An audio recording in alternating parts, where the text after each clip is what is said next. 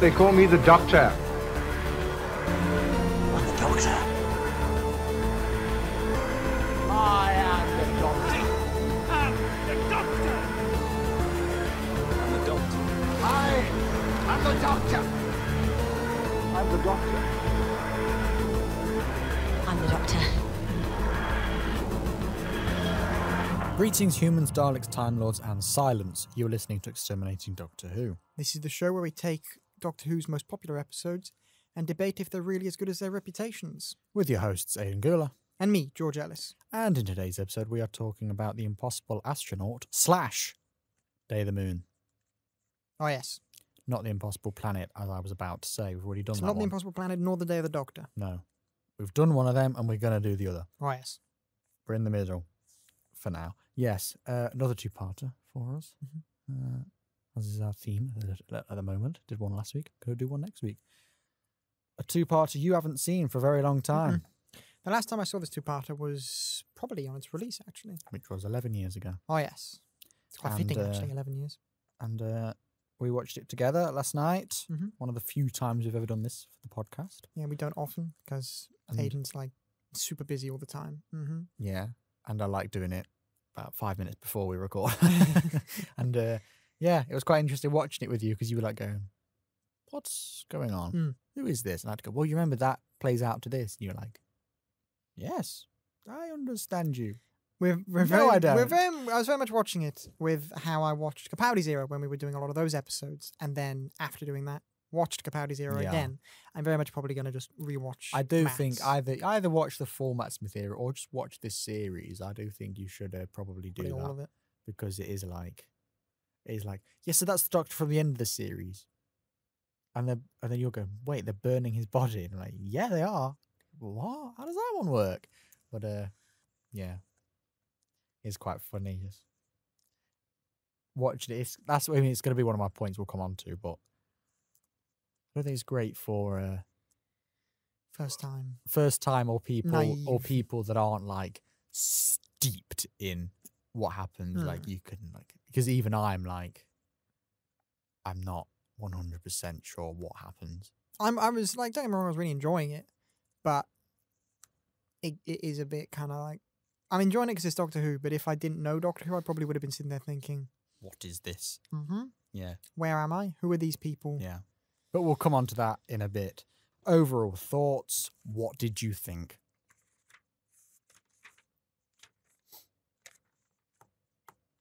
Any time today? Sorry, I couldn't find my notes. I was very confused. I had a blank page and they were on the right of it. But yeah, no. First initial thoughts of these two episodes. Fucking love them. They're great. Yes. They have the main thing that spoke to me in both of them was there were two standout things really. Number one being Matt's Doctor, flawless. Like I have no faults of his Doctor in these episodes. Like he is damn near perfect as his Doctor in these two episodes. And also the locations and the production design was top tier, like better than most, better than even like recent Doctor Who. Like I know Chibnall Zero has some money and they go to like locations and that kind of thing. I'd argue to say I enjoyed the feel of these locations more than what we get now. Like the Oval Office felt like the Oval Office. America felt like America. It was America. It was America. But that's so amazing that they did that and it felt so there. Usually when we use America, like for example, in the Capaldi episode, Hellbent, when he's in the desert and goes to the diner, then filmed in Spain. And it gives off the illusion idea of America. But if you go, that's Spain, you can go, oh yeah, I can see that. But here, like when that bus pulls up and they get out and you can see the things in the background, you can tell that is America. It's got a gorgeous location with the backdrop. It's fucking gorgeous. You can tell it is America. Because this is, I don't know for sure. Maybe I shall Google this while I talk. But I imagine this is probably the series of Doctor Who with the biggest budget. I imagine. Because this is when it got big in America. So this was like a joint production between BBC America. Usually oftentimes I'd be annoyed about when a show kind of sells out to a certain demographic instead of kind of doing the entire fans. But in this case, did the show some favors because, like, even like the American locations, amazing. But even the locations within the locations, like the creepy orphanage, 10 out of 10, amazing setting. Like, so much character and depth given to a location we're in for such a short amount of time. Like, so much character there, which you'd give to a location for one whole episode, you know? But we're there for a teeny weeny bit of time, and you feel like there's so much history there, and the characters there, and the acting by everyone, amazing, you know? Just everywhere we went, apart from River's prison, because that's never been amazing, is No, it's probably one of those things where it didn't look great the first time we saw it, but we have to stick with it now.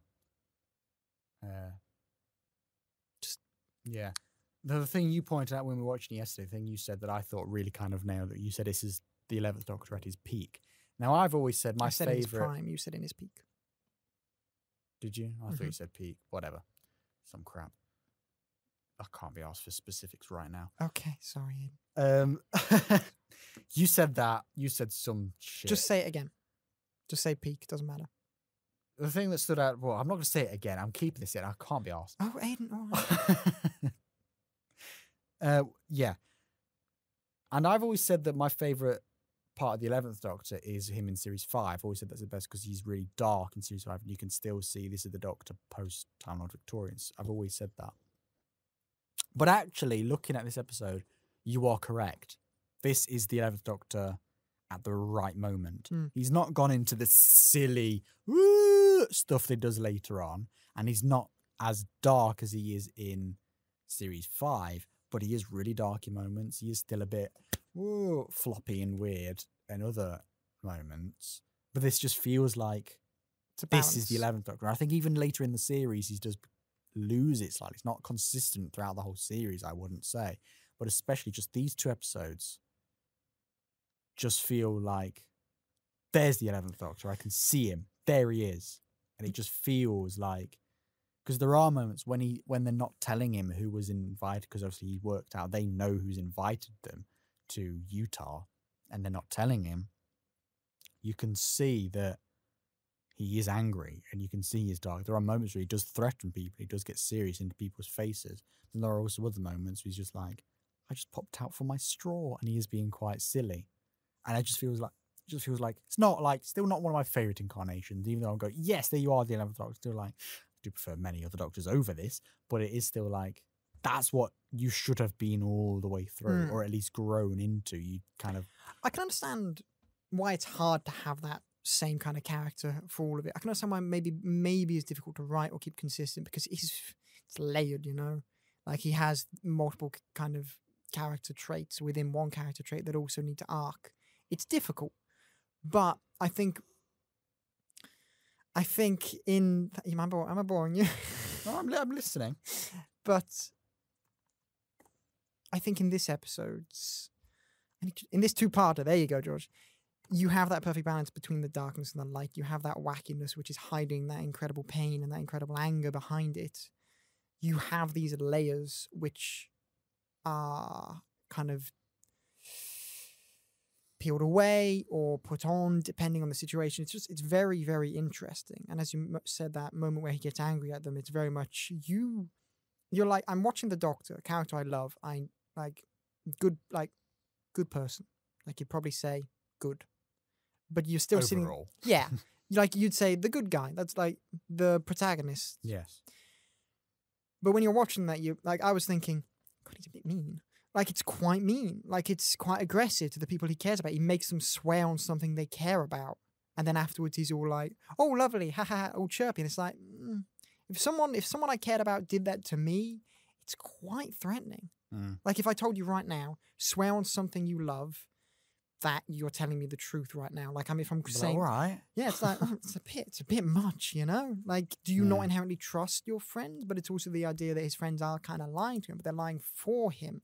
But he doesn't like that. He's fine with lying to the people. He's fine with lying to them himself, but he can't take it when they do it. And that's very interesting. And it's just, you see all of that in that one moment. But even when he switches back to being, haha, The wacky Doctor, it's still there. Yeah. And it still happened. And it still affects everyone around him, including himself. Like, especially when you get at the end, when he obviously takes on the Silence, defeats them. He is actually being quite cheery and upbeat with that when he does defeat them, and he flirts with River Song halfway through it, and he's just messing around with his screwdriver. But the way he's doing it, you can tell he's actually taking a lot of joy in defeating them. And he's kind of a lot like, we're all going to murder you now. Ha. And there's just the way he does it, you can just tell he's like, ha, I'm going to do this, whatever. It's like, yeah, get off this planet. It is like there is an anger, and that's what is great about this Doctor, having those angry elements but being quite silly. It is great, and I just think here is that it's just it done perfectly. And then he lost it. And just like frustrating. The way he defeats them is amazing and brilliant, and it's an amazing moment of the episode where he defeats them, like this 1,000-year villain of Earth, and he's been like, I've kind of known you've existed for maybe a couple of days, and I'm like, gonna just deal with all of you now. I love that. And how he does it is very, very clever, because it intertwines his solution into human history, and therefore every human, past or present, will know about it. It's very clever. But it's also incredibly dark. He's making every single human a murderer, committing genocide on these creatures if they don't leave the planet. And I'm like, they are bad, but it's also like, that's a really dark solution. And I understand the Doctor has dark solutions sometimes, but he never really tried to understand the Silence other than just kill them all. He's gone straight to kill them all solution. There wasn't a moment of figure it out. I think it's because a lot of it as well is he's so threatened by the potential, because when it shows those flashbacks of people saying, Silence will fall. If we ran away from the Silence, I think it is a bit of like, there's something going on here. Let's just defeat you because I don't want to hear any of this kind of thing. Like, it's like the Doctor's bit of a knee jerk. The Doctor's not even open to being like, well, why are you here? Because they could be like, we took refuge, and usually they'd be like, oh, well, I'll take pity on you then. It's actually just like, I'm going to hear it. We're just going to kill you. Which is okay, great. You got rid of these bad guys, but also like the Silence in the episode. Yes, they kill Joy in the toilets. But what do you think about what are actively threatening things they've done? Be creepy. There aren't really any that I can think of off the top of my head. Like, they're kind of, the way they're discovered in this episode is less of a big plot, got to deal with the Silence. Initially, it's kind of like a stumbling upon them. Then you got to deal with them, you know? Because even when, like, they say, oh, they've put this girl in the spacesuit, it wasn't technically the Silence. So it's just interesting that it's like, what did they actually do? Other than just live on Earth, nobody noticed them. Maybe control things from the shadows. They did manipulate some human events and do things like they did say that, sure.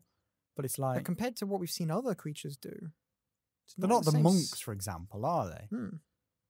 Who do just literally manipulate everything and control everything that happens. They don't do that. They just dabble. Just kind of there. Just chilling. Dabbling.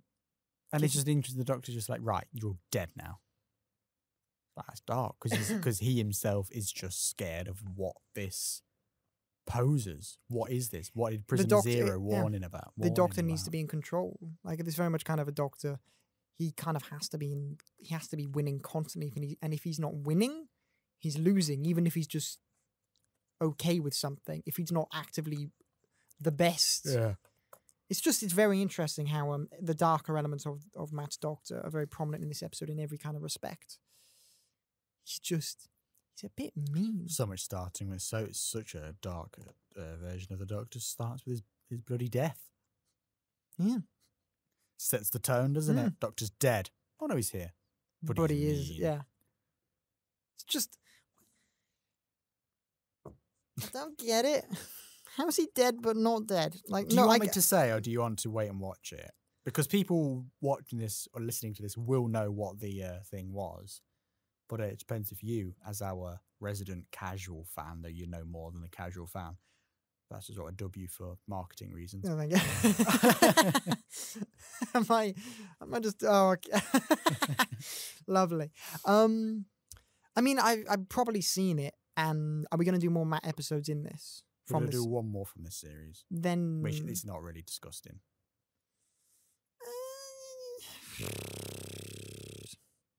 Give me a hint, maybe. Can you give me a hint?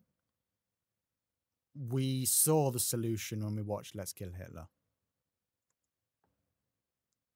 Hasn't helped me, I'll be honest with you.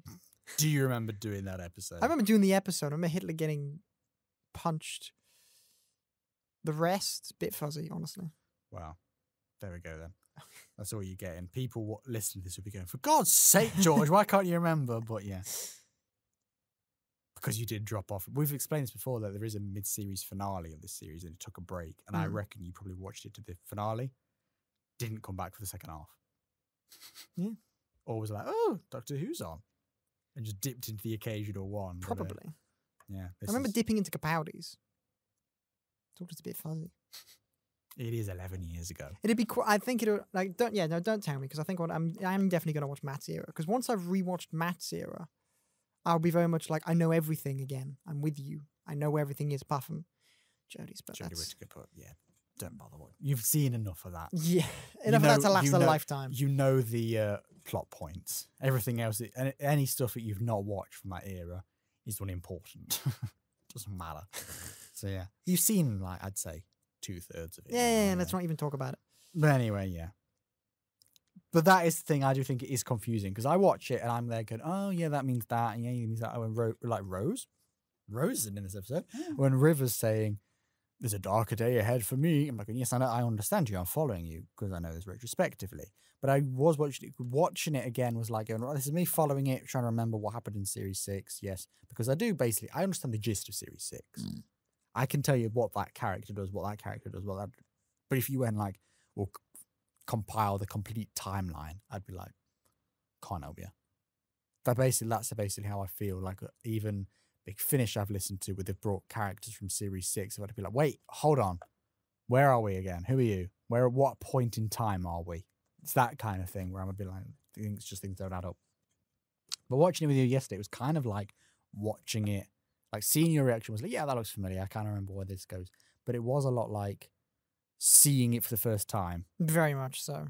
And it was kind of like, so if you are a casual viewer or just watching this for the first time, what is the opinion of it? And it is kind of like, what is going on? Like, I would say the only things I can remember from this is I remember the astronaut, and I remember the silence creeping me so fucking much.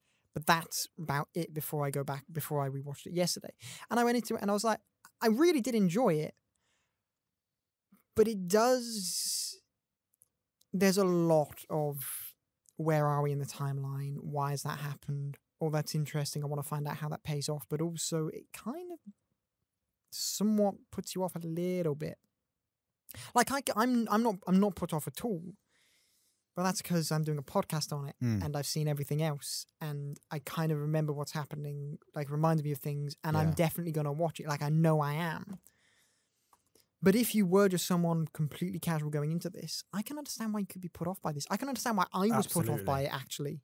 Because I probably would have been. This was my least favorite series for a very long time, and then I kind of like had a new appreciation for it. Maybe the way this series was set up affected the way I dropped off. Because it is daunting. The Doctor dying and then coming back as like previous version, that's great. I think that's great. A little bit confusing, but great because you want to see that payoff. But then you have like the astronaut, the little girl, the like everything just kind of the silence. Who are they? It's a bit much. It's a much better way of song. What's the day she's got waiting for her? Amy's pregnant. Did you say that one?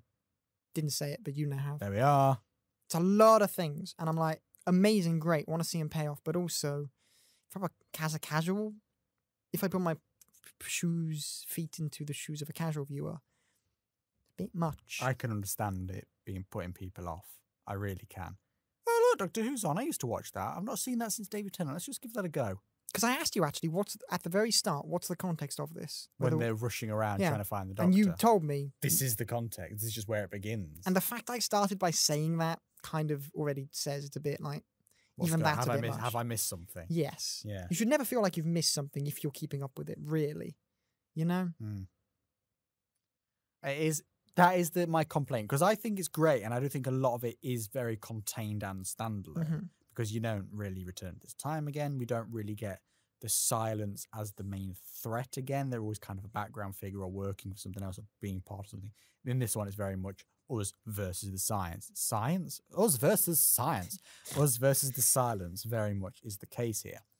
I do think it is very standalone in many senses, but it is a lot like looking at it thinking, I know how this plays out, is you realize how many plot things it's setting up. And I do, if I gave this to somebody and was like, give Doctor Who a go, and I watched, and they gave them this, they watched it and they went, I didn't follow it, I'd go, honestly, fair enough. Because it's setting a lot up. However, saying that, a thought's just occurred to me. Does it better than Halloween Apocalypse? I was about to say the same thing. Like, although it sets a lot of stuff up, still daunting, it sets it up. To a viewer who's watching it and is consistently with it, it's a beautiful way of setting it up, I would say. Like, it does it better. Not beautiful, but it does it better. And you see it pay off, and it's a much better way of doing it than Halloween Apocalypse, rather than Halloween Apocalypse being a glorified trailer. A 45-minute trailer, yeah. And someone mentioned to me recently, they decided to watch it, and they asked me, they were like, does it get better? And I was like, yes, it's basically just a trailer. Like, Doctor Who, if someone asks someone else about your show saying, does it get better? Maybe fix it, you know? Yeah. But it is. Yeah, that's what I thought, because it is like the way you were saying Halloween Apocalypse isn't a story. There is no episode there. You get angels, centaurs, this. It is just a trailer. There is no plot at all in that story. There is one at the start, yes. But then suddenly it's like, no, we've got angels. Now there's this, now there's that. And it's like, what? What is going on here? Whereas this is a plot first and foremost. And it's setting a lot of stuff up. A lot of stuff you might not even realize is being set up. Oh, some things just happen. Oh, well. And then later on you go, oh, that was what's that? Rather than blatantly being like, here's what's to come. So I do think he does do it better in that sense, but it is a lot of, it's probably the only series I can think of Doctor Who, other than Flux, which is a given, where you have to see every episode to understand. Because other series you can easily skip. You can understand what's going on. Like Series 3, for example, you don't need 42 to understand Harold Saxon, do you? You don't need that. You don't need Unicorn and the Wasp to understand Davros. You don't need these things. You can skip them easily. This is the only one I can think of. Perhaps there's one somewhere, but even within that one, there'll still be something thematic or something you have to look out for. It's the only one I can think of where you have to see every episode to understand it. And it's great for Doctor Who fans. It is. And we can appreciate this long story. And it's... But for an audience that is just like, they could miss it 1 week and come back next week, it's like, oh, what happened? I can't be asked to catch up. Like, it's good, and it's like, I can look at it and be like, that's amazing. Like, kind of, you have this big story and it kind of everything kind of intertwines, and lovely, amazing, and it intertwines well. Don't get me wrong, it does intertwine really well. But it doesn't at the same time, because by doing that, it does put people off, and it can do. And the thing is, we're saying this, but I can't sit here and think like, how would I do it better? Maybe start off with an episode that you could perhaps just take a few threads out. Yeah, maybe take a few threads out, maybe. But the way it works is it kind of just is what it is as the series. Maybe advertise it more as a running story. Maybe. You know, because it essentially is really this series. So you go into it knowing it's that, because I wouldn't have known that this would have kind of carried over, and I would have gone into it and been a bit kind of. It's smart because it maybe would get some people to watch the whole series to find out what happens, but also if you're a casual fan, you don't really give a shit about those extra things, so you don't latch on. You don't, and some of the things are so small that they're not like. It's not like when you watch, because there are series. Like I said, I watched The Responder recently, and I had no intention of watching this series. I just went into the lounge with my mom, sat down, watched it, couldn't be asked to move, and ended up watching the full episode. That's what happened. But the way it ended was like very much like, well, I want to know what happens next now. That is how you do a long form story, and this doesn't necessarily have that. It's just like you get a plot, and then it ends. You don't need to know what's going to happen next. It's not a cliffhanger in that sense. There's just stuff like going, so who was that woman who opened the hatch? It's not enough to be like, I must stick around to find out. Because you don't really have any enough. You don't have enough information to care, but it is just like, oh, what is that? And I think there's some of those kind of things where you could have taken them out. Like the big one it sets up, this one really is, I'd say, is Amy being pregnant. And then there's some River Song stuff. Obviously, River Song's not going to be in every episode, so you have to put her stuff all together. But perhaps that one where you do see, what is the name? It's on the tip of my tongue, begins with a K. Madame Kavorian. When you see Madame Kavorian open the hatch, perhaps you should have taken that bit out. Put that in the next one.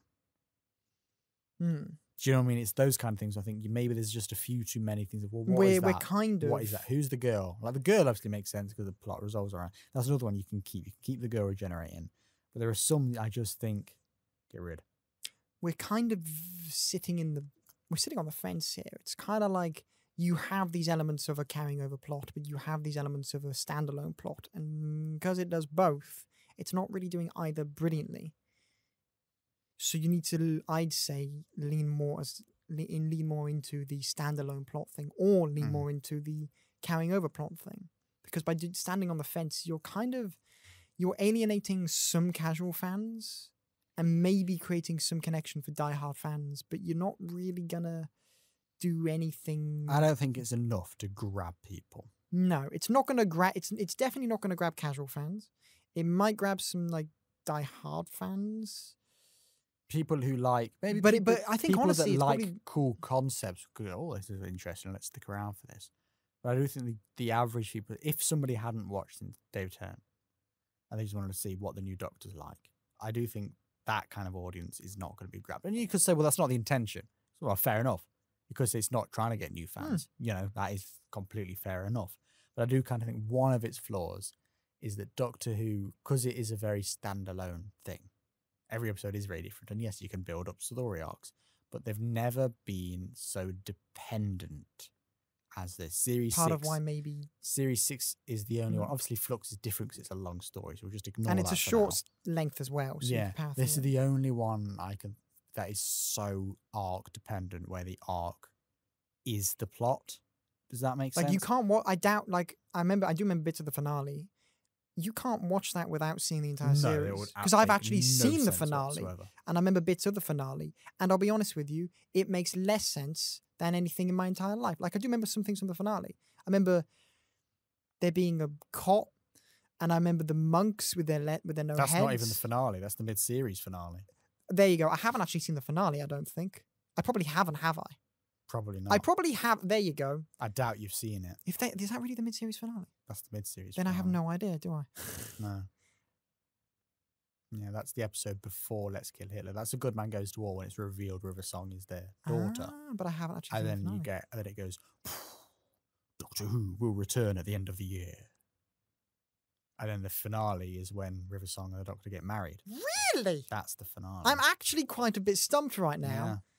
That is where I dropped off. I think we've established that's our confirmation that you stopped watching Doctor Who as a regular viewer halfway through series. Definitely, because that's what in my mind is the finale. It's taken us, when we start this podcast, November 2020. It's taken us a year and a half, and we have finally found where you stopped watching Doctor Who. There you go. And that does lead. How satisfying! It's quite nice, actually, knowing like where I dropped off. Where that is the specific point. Yeah. Yeah. Huh. Right now, I can see why this is good, but I can also see why I dropped off of it. It's just interesting. But just to say, so that's the Impossible Astronaut, Day of the Moon's overarching series plot thing. Kind of somewhere in there are points me and Aidan made. Figure them out yourself. But when it comes to the actual episode itself, let me just talk the episodes. Cut out any of the overarching plot things. Just the episodes themselves. Fucking amazing. They are. Like, they're so strong.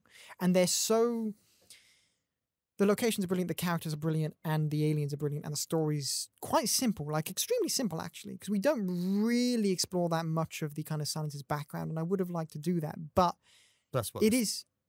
kind of the rest from this point onwards, what the entire Matt Smith era does, doesn't it? We only get the answer in his final episode. Well, there you go. But it's still. But that is only like I'd like to see that, and I'll get to see it, but I don't need it because the way this episode, this two-parter works. Every time I'm gonna say that, but the way this two-parter works is you just have this, just amazing opening, kind of with the Doctor dying and then the new Doctor showing up, but it's the old Doctor. It's very good, that. Brilliant. Then you have the Doctor being dark and mean. Then you have the Doctor suddenly being light again, and then you have them go to America, and then the science introduced, and they deal with it. It is so kind of different for like kind of what Doctor, like it's a completely different location for Doctor Who to go to, so it's nice to visit. But the story itself is just very much, these bad guys. They've already invaded. Yes. Let's deal with them. Let's get rid of them. And you see them being a little bit of a threat as they're discovering them. And then as they get closer to discovering them, you see the pushback. You see the silence push back. And you see kind of... You think you see the Doctor and crew push into a corner. So you see kind of how you... With the tally marks are a beautiful kind of visual storytelling method by showing us how much of a threat the silence are. And you see them kind of push into that fake corner. And then you see them break out of that corner, which I saw coming, mind you. Like, as they're in that room. I saw it coming. Another one, I don't know how you predicted it, but the bit we're talking about is when they're all getting killed off one by one. Yes, sorry. Like, And when the then, door was closing, I was like, this is a silent room. There's, like... Then you went, oh, they're all going to wake up, aren't they? And then they all waked up and you went, well, I told you. Because I was like, how are they going to bring them back to life? They won't do a bring back to life moment if it's all of them, so it's going to have to be a blanket thing. What's the easiest blanket thing? They're not dead. Exactly. But then you had that moment, and then it's like, oh, and then you have like, oh, they're okay. Oh, let's go save the day. Then you have them all as a gang, blah, blah, blah, keeps going. They're figuring more stuff out. And you have the momentum until the end of the episode where Amy gets nicked, like stolen, and then kidnapped is the word. That's the one. Amy gets kidnapped, and then Doctor shows up, saves the day, and it's very much a linear kind of story.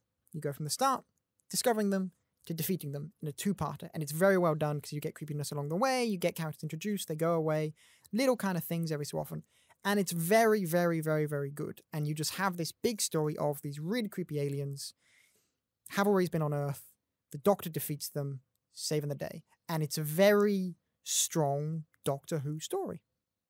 I just think it's really, really good. No, I'm completely with you. It's one of those where, again, I can't really say which part is better because it is just one story developing. The first one's more atmospheric and building up and questioning what's going on, and the second one's like, right, let's do this now. And the one's more action-packed, the other one's a bit more creepy. Well, they both have... I'll say this one thing I said to you last night. I said, usually the creepy Moffat one comes halfway through the series. You don't usually get it as episode one. But this is very much just like, yeah, we're going to give you the creepy, scary, terrifying one now. And there are moments that are creepy. It's a genius alien. Like, it's designed... It's essentially, its design is very much, you can see it's one of those, it's very much based on Slender Man kind of thing. That's clearly what it's doing. But it does it in a way that is, like, alien and different. I obviously I know Slender Man, but that's only just twigged, actually. It is clearly kind of a blatant... It is clearly Slender Man. But it is a lot like... But it is different enough to be like, oh... something not right about that. Ooh.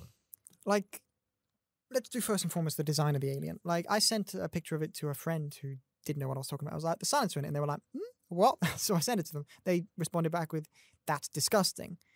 It already is. The design is a disgusting, weird thing. Weird long fingers. And as you noticed yesterday, you go, the head pulsates. The head moves. Brilliant to have it do that. Because it makes it feel alive, and that's so important. Because it made it feel like... Rather than just like a mass. Yeah, because it was like, that's a guy in a suit. The head pulsates, that's not a guy in a suit, that's alive. Do that, and then it's scarier. And it's also soggy and wearing a suit. So you have that uncanny valley element, because by wearing a suit, it's humanoid. It's kind of got a humanoid shape, but it's not a human. It's an alien with lightning powers, with a head that pulsates, and it's kind of soggy. You have all of that. Makes it creepier than anything else, really. It's the uncanny valley humanoid element is brilliant, and I think Moffat is like really good at that. Like, by having it just being he's Doctor Who. Moffat is. I mean, you know, should just write horror. I think Moffat is the best monster creator without a shadow of Because, doubt. like, you have that design, amazing. And then you have what it does. And what it does is it makes it so that anyone on Earth, in reality, could have seen this and you just won't know. Genius. By making it something you see and forget instantly, it means that... And applying it to that real... Because Yeah. that's, again, another thing that Stephen Moffat does so well. It's like he gets real things and makes them scary. We've discussed it before. He gets statues that you see. They're now scary. You get shadows. They're now scary. You get... This one is like, you ever hear a creak or you hear something, see something out of the corner of your eye, all that kind of little things. That's the silence. It's just like, it could be anywhere. People say, like, you used to get, you back in do you remember the Super Who-Lock era, all that kind of early 2010s Tumblr kind of God, proper. that was a very, it was a very very specific point in time. Very specific point in time you want to erase from your mind. But people used to get those, I remember a meme you'd get a lot, and your lock screen would be a picture of a silence. The idea was like, do you ever get your phone out to check the time and then put your phone away and forget to look at the time? It's because of the silence, that kind of thing. It's those kind of things you can apply anything to it. Do you ever walk into a room and forget why you've gone in there because you saw a silence? It's that kind of thing that is like, oh, that's so creepy. It adds just your day-to-day activities. It adds an element of this could be really creepy. And there's a reason why probably my three aliens in Doctor Who that gave me nightmares when I was a kid. Weeping Angels, Vashnarada, and the Silence. Or Moffat. Yep. Gimmicky monsters is what Moffat's good They're at. more, like you say, is a better word for gimmicky. Like, But yeah, I don't mean gimmicky in a bad way. I mean, they have a special the fact gimmick. that Weeping Angels move when you're not looking at them is a gimmick. That is a gimmick, but it's not like a bad way. He gives these aliens unique abilities that make them... What Moffat does, he gives these aliens unique abilities that then connects it to day-to-day experiences in your everyday life, and therefore somehow picks some things that make that experience really scary because of this alien. It's wonderful, and the Silence are a prime example of that, if not one of his best examples of it. I'd say the Vashnarada are the best because you don't see the alien and therefore it's scarier. But to me, it is at least. What are you saying? What would his best monster creation be? Out of those three, for me, I'd say it probably is the Weeping Angels I'd say for me, because the they're probably the Vashnarada. most versatile. But the Vashnarada are good, but they do kind of... But they are good. Don't get me wrong, they're 10 out of 10 incredible villains. But because you don't see the monster, but you kind of do because they're just microscopic beings. And I think you kind of do have a lot of microscopic beings. I think to me, Doctor I Who, like I don't that think. though, Don't- because I think if in you real like life, cop out. that's why the Silence is so good. Because in real life, if you'd have seen it, you'd forget it. Yeah. But the thing with the Vashnarada, I can't give it a face, and in real life, if I see a shadow, it looks exactly the same as they do in the show. So it's just that kind of. I think it is a very clever way of doing like this is a threat. You'll never know if it's there or not, and they usually they. Then only, you think, well, what would it look like? You just look like a bug, wouldn't it? bug with like lots of teeth. That's all it really look like. No, Maybe actually, imagine if would you I shrink think- down to it and it's just like a really kind of chill, like Bug's Life bug, just really happy and like. Yeah. Well, I'm trying to think. Maybe actually, do I think Silence are the best? Actually, thinking about it, because I think I can get quite bored of the Weeping Angels. And I think that's part of why I probably put the Vashnarada above the others. They've only When I say appeared- above, it's like a teeny weeny Yeah, gap, but like a because they've only appeared thumbnail. once. It's like when they appeared, flawless. There's never, like in my mind, I can think of thousands of different situations where they could show up. Whereas with Weeping Angels, maybe overdone a bit, you know? Kind of gets a bit boring when you see it repeatedly. Do you think we'll ever see the Vashnarada again, actually? We'll talk more about this in the other thing. I'd like to. I'd like to. Do you remember the adventure games? Yes. They did one with Vashnarada on there. Mhm. There've been two big finish with Vashnarada. So they have come back, but never in the main show. Would I like to see them in the main show? Yeah. But it depends. How well it's done. Yeah. Because Silence in the Library, incredible. But are the Vashnarada really like the main plot point? Not really. It's probably really more the River Song thing, really, isn't it? And then Donna in the alternate parallel world, that kind of thing. That is really where that episode hinges. Whereas the three other Vashnarada, the game and the two big finish, are pretty much just standard base under siege stories. because that's really all you can do with them. Interesting. Do you know what I mean? That's Yeah. really the only thing you can do, isn't it? Or you could do like a murder mystery. Yeah. Someone gets devoured. What's happened? Yeah, but then I suppose in some ways That is a base under siege. All right. Well, I still like them. Yeah, no, I still think they're amazing, but yeah. It's just interesting. Yeah. If they had to come back, I would like them to come back, but you kind of think they'd have to be part of an episode that is more interesting because of other reasons, as they were before. Because would Silence in the Library, Forest of the Dead be as good if River Song wasn't gorgeous title, by the way. Sorry, I had to say Forest of the Dead. Because it is a forest, but amazing. Sorry. I'll talk. We will do that one. This is a teaser in a few weeks' time, yeah. At those episodes, because if you can't tell, I'm a huge fan of them. I think it... No, I was about to say I think it's the last David Tennant one we're doing, but it's not. Okay. No. But it's still... Second to last David Tennant Okay, one we're doing. don't tell me anymore. Yeah. But the point of all that was, basically, Moffat writes amazing villains. Yes. Aliens, Moffat at monsters. his prime here. And the Silents are brilliant because of the fact they take real life experiences and make them scary. Yes. Because we've been going on for a long time and we are running out of time in the studio and the man is outside looking for us, should we do some quick fire topics Yes, sir. before we get on to final thoughts and next time? The searching for the Doctor thing. I know you like your searching for the I Doctor. do like Search for the Doctor, and do you think it does it better than Magician's Apprentice? In some respects, yes. Because Magician's Apprentice says, "Where's the Doctor?" Yes, no. In And this the actual one is, searching, and this one essentially is just looking through history books and reading about it. the actual isn't it? searching, I'd say yes, because it's more mysterious. Kind of, and then when yes. The entrance, nothing beats Capaldi playing the guitar. Just saying. And I'd say the build-up is better in Capaldi. Yeah, kind of. I just want to mix of both. If you put them both together, you have my perfect version. How about that? Yeah, because maybe because the Capaldi one feels much slower, and it's kind of you get time of where he's not here, where is he, why is he hiding out? Whereas this one there's not really reason. Oh, he's not hiding out. He's just off on his own adventures, and we can't find him. Essentially, it's just the reason, isn't it? So, yeah. The other one has the reason. This one maybe has a bit more of the mystery. Maybe a bit more interesting. Put them to look together. at. Yeah. Put them together. There you go, Russell.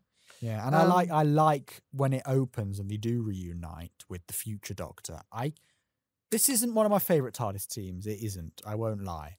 But I like them best when it's all four, including River Song as part of them. When they are together and it's the whole family, for want of a better word, it is like The Doctor family. I actually really. Well, it's more of the Amy family, really, isn't it? No, because I was doing the Bat family reference. All right, okay. But yeah, when they're all together, I do actually really enjoy them.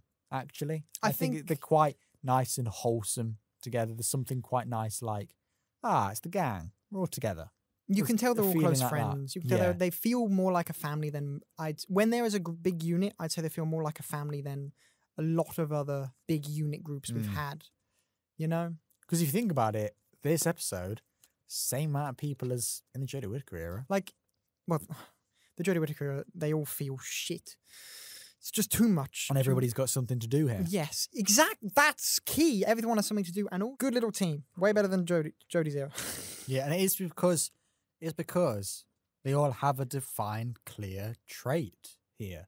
Everybody gets something to do in this. Even Rory, the character that is for a lot of it does feel like he's just there. Like when I've said this before, when I was in Doctor Who Club, the teacher who ran that used to say that he didn't like Rory because he was just the boyfriend. That's how he said. But here, you do have a lot of stuff where the moment where he says, when the Doctor goes, the thing's only one way, she can't hear you, and he goes, she can always hear me.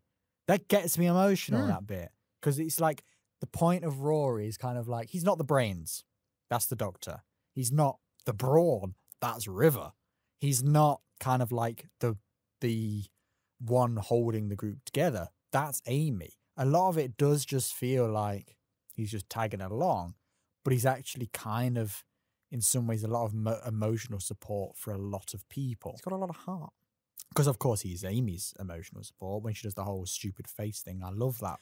God, I love that I have bit. to say, I was so sad when it was implied to be the Doctor. I was like, fucking hell. You turned to me and you went, poor Rory. I actually put a And I note in was here thinking, saying I poor know. Rory. I was like, really, because I was like, obviously, Deborah Valentine there, not doing well. But I was very like, poor fucking Rory.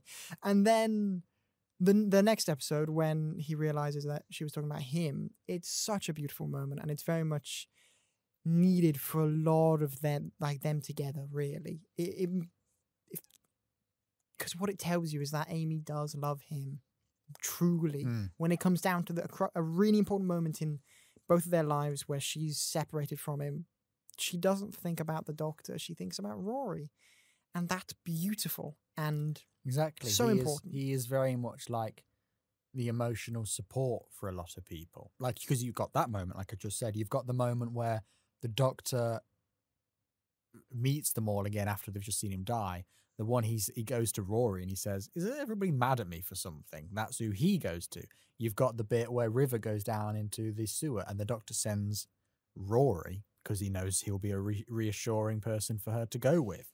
He is the emotional support for every single character. He may not like do things which you can clearly see, but without him being there, they'd be all a lot sadder, really, and a lot more stressed. Yeah, he's just there for people. That's really his role, and it's quite nice to have as a companion, because it's great when companions challenge the Doctor or prove themselves or have all these useful skills.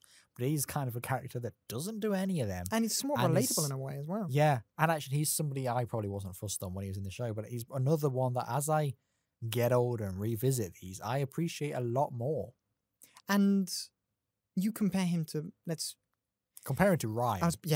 Ryan. He's the best equivalent. But the thing is, with Rory, you can say maybe, he wasn't important or that kind of thing, but he still had clear emotions. Stressful situation, stressed. Yeah. Happy situation, happy. You know? Yeah. Ryan just didn't have any emotions depending on the situation. So it's just kind of like, I'm not going to take any Rory slander, because he is a very important character to this era, and he's... And even human. Like, if people think, well, what development did he have? He waited for 2,000 years for Amy. And I love the moment in this when they actually acknowledge that. And the Doctor says, do you remember it? And he says, of course. And he goes, no, I don't. And he goes, you're lying. I like that, because it's something you can easily forget that. You can easily go, Rory just hangs around in checkered shirts. No, the man waited for 2,000. What do you think it'd be like to have 2,000 years of memories in your head? And then being weird. so... composed. There's actually a lot of depth to Rory. I'm just thinking, like, imagine waiting 2,000 years for anything. And he waited 2,000 years just to be with Amy again. Basically, and that's because to me, it's like you have that. It's clear Rory loves her, clear, like by doing that. And that's why I love the moment where you get confirmation, or at least a little bit, or just a moment of confirmation, because then there are probably other moments where Amy clearly loves him. And I think it's just important for that. Because it's nice to have a proper couple in the TARDIS. Who love each other. Actually. And it's like one of them, maybe they're different. They're not the same person. They have some different interests, but they also have similar interests. But they do just fundamentally love each other. And when do they really fight? When is like a really bad fight, really? Who? Amy and Rory? Yeah. Well, they get divorced. Yeah, but that's... Who doesn't? Before series 7. It's unclear really why, but I think they just kind of got a bit too in each other's faces.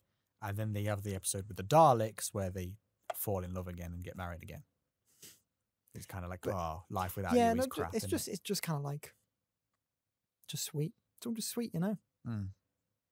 And I like because it's like all the romance in the David Tennant era is very much will they, won't they? We can't, it won't happen. You've got a lot of classic companions that left to get married or to get into a relationship. That was the reason they left. Joe Grant talks about it in the episode where the 11th Doctor meets Joe. She says, the Doctor goes, I'm travelling with Amy Rory now. They've just got married. And Joe says, well, I only left you to get married. I didn't know we could have couples in the TARDIS. That kind of thing. And I just think it's quite nice just to have that. Like, just have a healthy relationship in the TARDIS. It's just nice. It's nice. That's the word I'm going to use. And they had a really healthy relationship in the TARDIS. Yeah. Like, yeah. Conceived. What do you think he turned River off the Song. stabilizers? Just imagine. That'd have been just flying through the vortex. Doctor's gone off to read a book. They've gone off to their room. And River Song was created. Or Melody Pond, whatever you want to call her. Ugh, so confusing. Not though. What's that really confusing? Same name. River. Let's talk about her. Amazing, as always. Love River. Love the bit where she's talking about the Doctor when she's unlocking that door and she's kind of just explaining basically what it means to know the Doctor and how it means for her to know the Doctor. Yeah, well, yeah, that's what I mean. And it's like, when you think about it, yeah, it's great. Well, look, River's back. This is cool. When you think about it from her perspective, it's actually really weird. And To stressful. be meeting him in the wrong order. Imagine the person you love just kind of you the more you see them, the less they know you. That's traumatizing. Yeah. Because there would have been a point where the more they like, it's just Because the first time she ever met the Doctor, he knew everything about her. Mm-hmm. The last time she met the Doctor, he knew nothing about her. That's so weird. And the thing is, though, when you in both those moments, it feels organic. And I love how we follow the Doctor in that. You know, it's important because obviously it's Doctor Who. But I love how the first time the audience ever meets River Song, she knows everything about him, and we know nothing about her. But still, that moment feels really real. You know, and then you see it progress, and we see now kind of a bit middling point before, like. It's so because at this point he's organic. still like, "Who are you?" He is still like, "Who are you?" He still doesn't know at this point. Mm-hmm. But it's organic, you know? Yeah. And it feels real for as much as two people traveling through time in different directions can feel real. And I did mention to you, like, when they just sync up, and then you mentioned an amazing bit from Missy, where in an audiobook, Missy basically tells... she does say, "At River. least I have the decency to meet him in the right order." I love that. I love that. I do love it's that just, line. Missy has taken over another episode of the podcast. 'Cause Missy And is she's amazing. not even in this episode. The character hadn't even been created yet, and she's already. Oh, yes. Missy, amazing. 10 out of 10. Love her so Yeah, much. so we are running out of time now, so I will just have- look at points. yes. Have you got anything to say about Amy or any miscellaneous points you want to mention? My pen just moved on its own then. That was really weird. Amazing. This room is haunted. Amy, not really. Amy's great in this. The pregnancy thing is just very interesting. Relationship between all the characters Yes. is very good. It's not really I don't know. She's good. She doesn't get a big part in this She's episode. good, She but doesn't, not really. Didn't stand out. I think, honestly, Canton. Canton Everett Delaware III. That's the one. He was quite a standout, actually. Really liked him. I really enjoy his character. For just a one-off, really He's a notable, likable. high-profile actor at this time. Mm. I think he's a character in Supernatural, so that's why a lot of people are like Super Hulock. I hate that era. Any other points you want to say? We liked the guy in the care home. Yes. Orphanage things. rather. Yes. First thing is the orphanage. The orphanage in itself is such an incredible... First, the location is amazing. Also, it is really Everything creepy. that happens in it. Everything that happens in it is amazing. But by having that guy who kind of can't remember the time and has lost time, and then you visit this orphanage and he still thinks it's a different year, but he's still looking after it, that kind of thing, that entire premise would be in itself an incredible episode. Yeah, it would. So it's just like that one location and everything that happens there is just really, really strong, creepy Doctor Who. And when you're there, you're there. And then when you leave, you leave. But everything is so self-contained in that moment. Like, do we cut away from the orphanage at any point, really? Maybe a little bit. When the Doctor isn't there yet, yes, we then. But he's on his go way off and there, follow and then he him, shows up. yeah. But it's just kind of like... It's all But he only leading to goes. the He orphanage. only goes over there when Canton goes, "Oh, I've got a problem. Get over here." But But it's kind of... Still... because he's off doing his thing with Amy and Canton have gone to Yes. the orphanage. The Doctor, River, and Rory are. Every time Nixon walks in, they're over Oh, yeah. off at Well, NASA. that aren't just they? tells you that I'm so, like... The orphanage is so kind of standout, really. Yeah. That you're so focused on. I just think the orphanage moment is amazing and really creepy and just Doctor Who at its best, really. You got anything to say on that? No. Yeah. Because my only other point is, I will say, because I just want to say, mention the music in the Matt Smith era. Not the Day of the Doctor theme, his Doctor theme, amazing, 10 out of 10.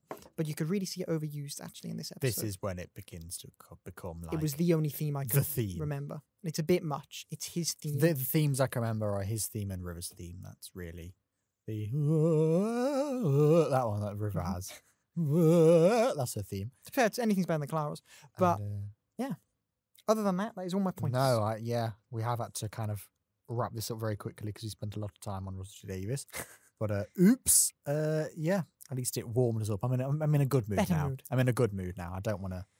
Well, do I still want to burn this place down? Probably. But yeah, well, it can wait another day. Basically, that's how I feel. Yes. So we'll wrap that up.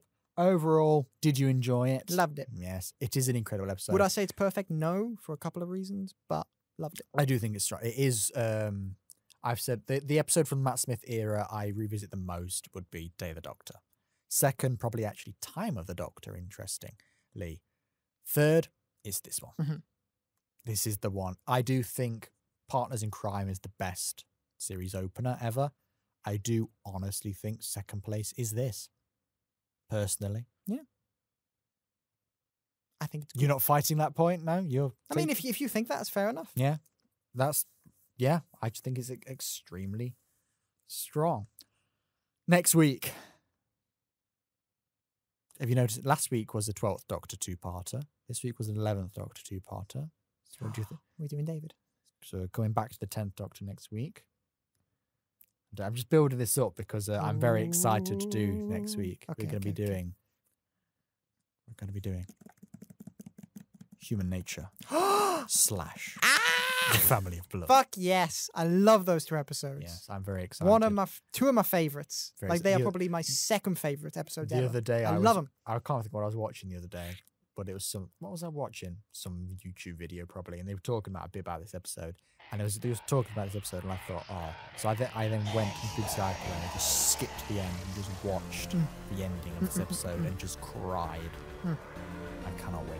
So that will be next week. We'll definitely be in a good mood for that. Oh yes. Even if the university are on strike. But Damn you. join us then. Until then, goodbye. Thank you very much for listening, everyone. See you next week.